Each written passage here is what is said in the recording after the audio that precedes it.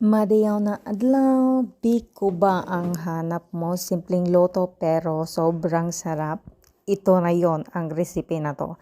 Hi, madayaw na adlaw. Ako pala si isang OFW dito sa Taiwan. For today's video guys ay ito na nga. Siguro mga more than kilo to or exactly 1 kilo.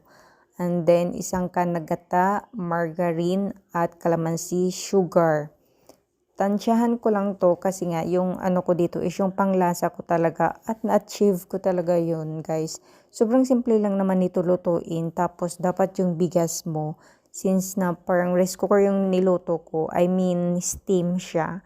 Mga 3 cups lang yung water ko sa 5 cups lahat na bigas.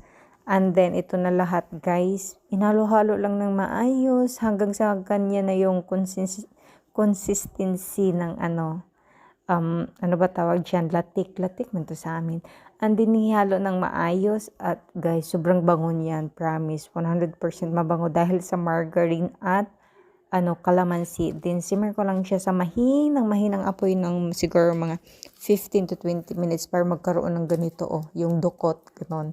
Diba, sobrang sarap nito guys, ilabas nyo na ang kape, Diyos ko, so yun lang, kain po tayo.